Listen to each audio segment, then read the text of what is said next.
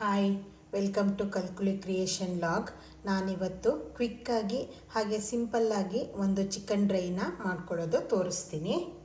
ನಾನು ಇಲ್ಲೊಂದು ಬಾಣಲೆ ಇಟ್ಕೊಂಡ್ಬಿಟ್ಟು ಅದನ್ನು ಬಿಸಿ ಆಗೋದಕ್ಕೆ ಇಟ್ಕೊಳ್ಳೋಣ. ಇದಕ್ಕೆ ನಾನು ಒಂದು 2 ಟೇಬಲ್ ಸ್ಪೂನ್ ಆಗೋಷ್ಟು ಆಯಿಲನ್ನು ಹಾಕ್ಕೊಳ್ತೀನಿ. ನೀವು ಚಿಕನ್ ಕ್ವಾಂಟಿಟಿ ನೋಡ್ಕೊಂಬಿಟ್ಟು ನೀವು ಆಯಿಲನ್ನು ಯೂಸ್ ಮಾಡ್ಕೊಳ್ಬೋದು. ಇದು ಸ್ವಲ್ಪ ಈಗ ಬಿಸಿ ಆಗಬೇಕು. ಇವಾಗ ಇದು ಎಣ್ಣೆ ಸ್ವಲ್ಪ ಬಿಸಿಯಾಗಿದೆ ಅಲ್ಲ, ಇದಕ್ಕೆ ನಾನು ಒಣಮೆಣಸನ್ನು ತೊಗೊಂಡಿದ್ದೀನಿ. ಯೂಶ್ವಲಿ ನೀವು ಹಸಿಮೆಣಸು ಅಥವಾ ರೆಡ್ ಚಿಲ್ಲಿ ಪೌಡರ್ ಎಲ್ಲ ಯೂಸ್ ಮಾಡ್ತೀರಲ್ಲ, ನಾನಿಲ್ಲಿ ಒಣಮೆಣಸನ್ನು ಉಪಯೋಗಿಸ್ತಾ ಇದ್ದೀನಿ. ನೀವು ಇದನ್ನು ಸ್ವಲ್ಪ ಕಟ್ ಮಾಡ್ಕೊಂಬಿಟ್ಟು ಇದ್ರದ್ದು ಬೀಜ ಎಲ್ಲದನ್ನು ಸ್ವಲ್ಪ ಉದುರಿಸ್ಕೊಂಡು ತೊಗೊಳ್ಳಿ. ಯಾಕಂದರೆ ಅದು ಬಾಯಿಗೆ ಸಿಕ್ಕಿದ್ರೆ ಕೆಲವರಿಗೆಲ್ಲ ಖಾರ ಆಗುತ್ತೆ, ಮಕ್ಕಳಿಗೂ ಖಾರ ಆಗೋ ಚಾನ್ಸಸ್ ಇರುತ್ತೆ. ನಾನು ಇಲ್ಲಿ ಒಂದು 3 ಮೆಣಸನ್ನು ತೊಗೊಂಡಿದ್ದೀನಿ, 1 ಬ್ಯಾಡಗಿ ಮೆಣಸನ್ನು ತೊಗೊಂಡಿದ್ದೀನಿ. ಖಾರಕ್ಕೆ ನಿಮಗೆ ಜಾಸ್ತಿ ಬೇಕು ಅಂದರೆ ನೀವು ಅದನ್ನು ಜಾಸ್ತಿನೂ ಸಹ ತೊಗೊಳ್ಬೋದು. ಈ ಅಡಿಗಡೆ ಬೀಜ ಏನು ಉಳಿಯುತ್ತಲ್ಲ, ಇದನ್ನು ಸೇರಿಸ್ಕೊಳ್ಬೇಡಿ. ಅದು ಮಕ್ಕಳಿಗೆಲ್ಲ ಬಾಯಿಗೆ ಸಿಕ್ಕಿದ್ರೆ ಸ್ವಲ್ಪ ಖಾರ ಆಗುತ್ತಲ್ಲ, ಹಾಗಾಗಿ ಇವಾಗ ಇದೊಂದು 2 ನಿಮಿಷ ಈ ಥರ ಸ್ವಲ್ಪ ಫ್ರೈ ಆಗಲಿ. ಇದು ಖಾರಕ್ಕೆ ನೀವು ಒಣಮೆಣಸನ್ನೇ ಇದು ಉಪಯೋಗಿಸ್ಕೊಳ್ಳೋದು, ಹಸಿಮೆಣಸು ಅದೇನೂ ಇಲ್ಲ.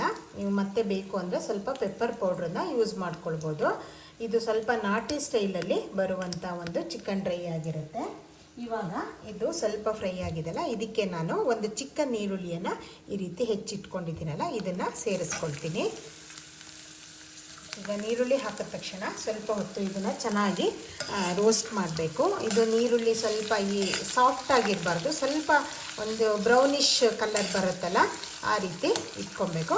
ನಿಮಗೆ ಅದು ಸ್ವಲ್ಪ ಚಿಕನ್ ಜ್ಯೂಸಿಯಾಗಿ ಬೇಕು ಅನ್ನೋದಿದ್ದರೆ ನೀವು ಈರುಳ್ಳಿಯನ್ನು ಸ್ವಲ್ಪ ಸಾಫ್ಟಾಗಿನೇ ಇಟ್ಕೊಳ್ಬೇಕು.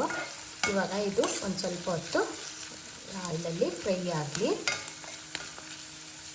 ನೀವು ಬೇಗ ಈರುಳ್ಳಿ ಕುಕ್ ಆಗಬೇಕು ಅನ್ನೋದಿದ್ದರೆ ನೀವು ಲಿಡ್ಡನ್ನು ಕವರ್ ಮಾಡಿದ್ರೆ ಅದು ಸ್ವಲ್ಪ ಕ್ವಿಕ್ಕಾಗಿ ಕುಕ್ ಆಗುತ್ತೆ.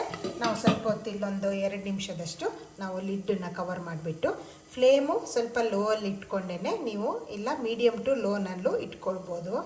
ಇದು ಒಂದು 2 ನಿಮಿಷ ಆದ ತಕ್ಷಣ ಲಿಡ್ಡನ್ನು ಓಪನ್ ಮಾಡೋಣ. ಲಿಡ್ಡನ್ನು ಓಪನ್ ಮಾಡಿಬಿಟ್ಟು ಮತ್ತೊಂದು ಸರಿ ಕ್ಲೀನಾಗಿ ಇದನ್ನು ತಿರುಗಿಸ್ಕೊಳ್ಬೇಕು. ಇವಾಗ ಇದು ಸ್ವಲ್ಪ ಹೊತ್ತು ಕ್ಲೀನಾಗಿ ಫ್ರೈ ಆಗಿದೆ. ಇನ್ನು ಈರುಳ್ಳಿ ಇನ್ನೂ ಒಂದು ಸ್ವಲ್ಪ ಹೊತ್ತು ಇದು ಕುಕ್ಕಾಗಿ ಸ್ವಲ್ಪ ಬ್ರೌನಿಶ್ ಆಗಬೇಕು. ಇವಾಗ ಇಲ್ಲಿ ನಾನೊಂದು 10 ಬೇವಿನ ಸೊಪ್ಪನ್ನು ಈ ರೀತಿ ಕಟ್ ಮಾಡಿ ಇಟ್ಕೊಂಡಿದ್ದೀನಿ. ಇದನ್ನು ಆ್ಯಡ್ ಮಾಡ್ಕೊಳ್ಳಿ. ಇದನ್ನು ಆ್ಯಡ್ ಮಾಡಿಕೊಂಡು ಮತ್ತೆ ನಾವು ಸ್ವಲ್ಪ ಹೊತ್ತು ಇದನ್ನು ರೋಸ್ಟ್ ಆಗೋದಕ್ಕೆ ಬಿಡಬೇಕು. ನೀವು ಇವಾಗಲೇ ಚಿಕನ್ ಹಾಕಿದ್ರೆ ಅದು ಸ್ವಲ್ಪ ಜ್ಯೂಸಿಯಾಗಿ ಬರುತ್ತೆ. ಯಾಕಂದರೆ ಈರುಳ್ಳಿ ಸ್ವಲ್ಪ ಈ ಥರ ಸಾಫ್ಟ್ ಆಗಿದೆ ಅಷ್ಟೇ. ಸ್ವಲ್ಪ ನಮಗೆ ಕ್ರಿಸ್ಪಾಗಿ ಬೇಕು ಅನ್ನೋದಿದ್ದರೆ ನೀವು ಇನ್ನೊಂದು ಸ್ವಲ್ಪ ಹೊತ್ತು ಇದನ್ನು ಕುಕ್ ಮಾಡ್ಕೊಳ್ಬೋದು. ಇವಾಗ ಮತ್ತೆ 1-2 ನಿಮಿಷ ಇದನ್ನು ಓಪನ್ ಆಗಿ ಫ್ರೈ ಆಗೋದಕ್ಕೆ ಬಿಡೋಣ. ಇವಾಗ ನೋಡಿ ಈರುಳ್ಳಿ ಸ್ವಲ್ಪ ರೋಸ್ಟ್ ಆಗಿದೆ ಅಲ್ಲ, ಸ್ವಲ್ಪ ಇದು ಕ್ರಿಸ್ಪಿ ಆಗೋಕ್ಕೆ ಸ್ಟಾರ್ಟ್ ಆಗಿದೆ. ನಾನಿಲ್ಲಿ 100 ಗ್ರಾಮ್ಸಷ್ಟು ಚಿಕನನ್ನು ತೊಗೊಂಡಿದ್ದೀನಿ.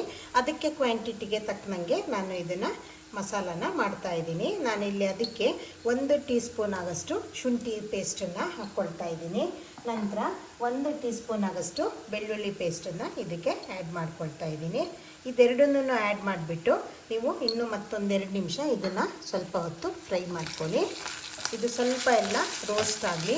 ಈ ಆಯಿಲ್ ಬಿಟ್ಕೊಳ್ಳೋ ರೀತಿ ಆಗುತ್ತಲ್ಲ, ಸ್ವಲ್ಪ ವಾಟ್ರೆಲ್ಲ ಡ್ರೈ ಆಗಿ ಆ ರೀತಿ ನೀವು ಇದನ್ನು ಮಾಡ್ಕೊಳ್ಬೇಕು. ಇದಕ್ಕೆ ಸ್ವಲ್ಪ ದಪ್ಪ ತಳದ ಪಾತ್ರೆ ಇಟ್ಕೊಂಡ್ರೇ ನಿಮಗೆ ಈಸಿಯಾಗಿ ಅದು ತಳ ಎಲ್ಲ ತಾಗೋದಿಲ್ಲ. ಇವಾಗ ನೋಡಿ ಸ್ವಲ್ಪ ಇದಕ್ಕೆ ರೋಸ್ಟ್ ಮಾಡೋಣ 1-2 ನಿಮಿಷ. ಹಾಗೆ ನಾನು ಹಾಕುವಂಥ ಎಲ್ಲ ರೆಸಿಪಿಗಳು ನಿಮಗೆ ಇಷ್ಟ ಆಗುತ್ತೆ ಅಂತ ಭಾವಿಸ್ತೀನಿ. ನನ್ನ ಇಂತಹ ರೆಸಿಪಿಗಳಿಗೆ ಕಲ್ಕುಲಿ ಕ್ರಿಯೇಷನ್ ಲಾಗ್ಸ್ ಚಾನಲ್ ಏನಿದೆ ಇದನ್ನು ಸಬ್ಸ್ಕ್ರೈಬ್ ಮಾಡ್ಕೊಳ್ಳಿ. ಹಾಗೆ ಲೈಕ್ ಆ್ಯಂಡ್ ಶೇರ್ ಮಾಡಿ, ಕಮೆಂಟ್ ಮಾಡಿ. ನೀವು ಬೆಲ್ ಐಕನ್ ಮೇಲೆ ಪ್ರೆಸ್ ಮಾಡಿದ್ರೆ ನಾನು ಹಾಕುವಂಥ ಎಲ್ಲ ವಿಡಿಯೋಗಳ ನೋಟಿಫಿಕೇಷನ್ನು ನಿಮಗೆ ಬರುತ್ತೆ. ಇವಾಗ ನೋಡಿ ಇದೊಂದು 2 ನಿಮಿಷ ಫ್ರೈ ಆಗಿದೆ ಅಲ್ಲ, ಇವಾಗ ನಾವು ಇದಕ್ಕೆ ಸ್ವಲ್ಪ ಮಸಾಲೆಗಳನ್ನು ಆ್ಯಡ್ ಮಾಡ್ಕೊಳ್ಳೋಣ. ಈಗ ನಾನು ಸ್ವಲ್ಪ ಕಲ್ಲರಿಗಾಗಿ ಒಂದು ಅರ್ಧ ಟೀ ಸ್ಪೂನ್ ಆಗೋಷ್ಟು ಅಚ್ಕಾರದ ಪುಡಿಯನ್ನು ಈ ಆಯಿಲಿಗೆ ಹಾಕ್ಕೊಳ್ತಾ ಇದ್ದೀನಿ. ಇದು ಸ್ವಲ್ಪ ಕಲ್ಲರು ಚೆನ್ನಾಗಿ ಕೊಡುತ್ತೆ ಆಯಿಲಲ್ಲಿ ಫ್ರೈ ಮಾಡಿಕೊಂಡ್ರೆ ಅಂತ ಹೇಳಿಬಿಟ್ಟು ನಾನು ಫಸ್ಟಿಗೆ ಈ ಅಚ್ಕಾರದ ಪುಡಿಯನ್ನು ಸೇರಿಸ್ಕೊಳ್ತಾ ಇದ್ದೀನಿ. ಇದನ್ನು ಸೇರಿಸ್ಕೊಬಿಟ್ಟು ನೀವು ಸ್ವಲ್ಪ ಹೊತ್ತು ಚೂರು ಇದನ್ನು ಆಯಿಲಲ್ಲಿ ಫ್ರೈ ಮಾಡಿ, ಅದು ಅಚ್ಕಾರದ ಪುಡಿ ಹಾಕೋದ್ರಿಂದ ನಮಗೆ ಕಲ್ಲರು ಸ್ವಲ್ಪ ಅದಕ್ಕೆ ಕೋಟಿಂಗ್ ರೀತಿ ನಿಂತ್ಕೊಳ್ಳುತ್ತೆ. ಮತ್ತು ಉಳಿದಿದ್ದನ್ನು ನಾವು ಆಮೇಲೆ ಹಾಕ್ಕೊಳ್ಬೋದು. ನೀವು ಚಿಕನ್ ಹಾಕಿದ್ಮೇಲೆ ಅದು ಹಾಕಿದ್ರೆ ಅದ್ರದ್ದಷ್ಟು ಕಲ್ಲರು ನಿಮಗೆ ಚೆನ್ನಾಗಿ ಇದಾಗಲ್ಲ. ನಾನಿಲ್ಲಿ 100 ಗ್ರಾಮ್ಸ್ ಆಗೋಷ್ಟು ನಾನು ಚಿಕನನ್ನು ವಾಶ್ ಮಾಡಿಬಿಟ್ಟು ಇಟ್ಕೊಂಡಿದ್ದೀನಿ.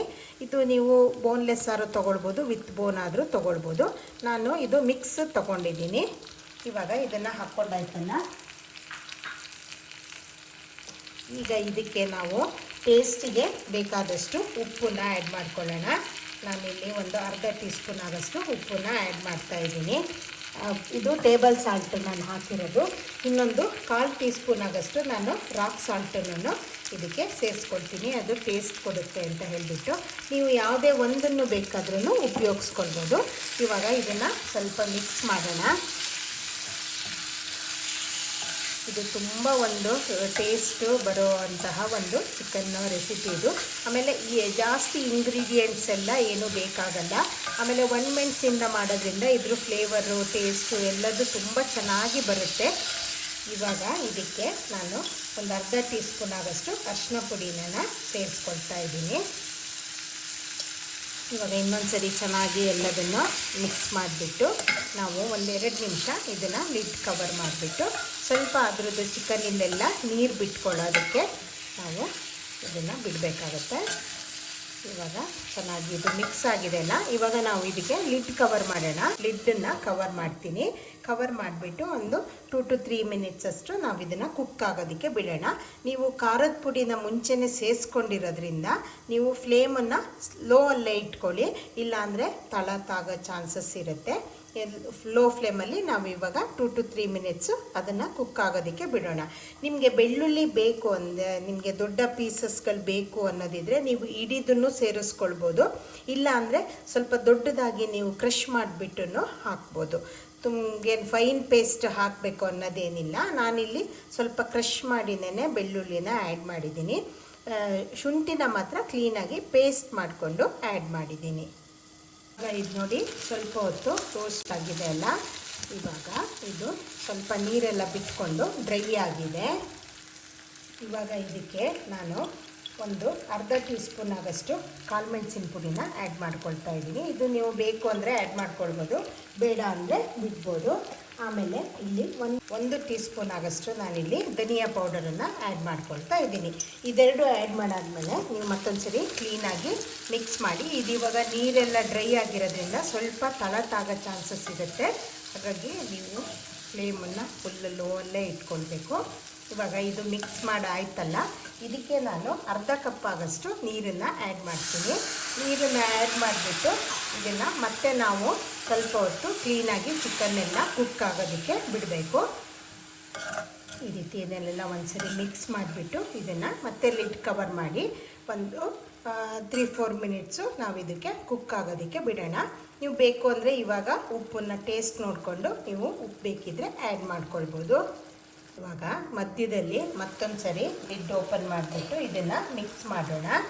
ಕ್ಲೀನಾಗಿ ಮಿಕ್ಸ್ ಮಾಡೋಣ. ನೋಡಿ ನೀರೆಲ್ಲ ಡ್ರೈ ಆಗಿಬಿಟ್ಟು ಇದು ಆಯಿಲ್ ಬಿಟ್ಕೊಳ್ತಾ ಇದೆಯಲ್ಲ. ಇವಾಗ ಇದಕ್ಕೆ ಚಿಕ್ಕದಾಗಿ ಇಟ್ಕೊಂಡಿರುವ ಕೊತ್ತಂಬರಿ ಸೊಪ್ಪನ್ನು ಆ್ಯಡ್ ಮಾಡೋಣ.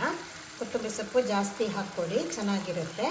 ಇವಾಗ ಇದಕ್ಕೆ ಆ್ಯಡ್ ಮಾಡ್ಕೊಂಡ್ಬಿಟ್ಟು ಇದನ್ನು ಮತ್ತೊಂದು ಸರಿ ಮಿಕ್ಸ್ ಮಾಡಿಬಿಟ್ಟು ನಾವು ಮತ್ತೆ ಲಿಡ್ ಕವರ್ ಮಾಡಿ ಇದು ಇನ್ನೂ ಸ್ವಲ್ಪ ಕ್ಲೀನಾಗಿ ಡ್ರೈ ಆಗಿ ಆಯಿಲೆಲ್ಲ ಬಿಟ್ಕೊಳ್ಳೋ ಹಾಗೆ ಆಗಲಿ. ನೋಡಿ ಎಷ್ಟು ಚೆನ್ನಾಗಿ ಕಲರ್ ಬಂದಿದೆ.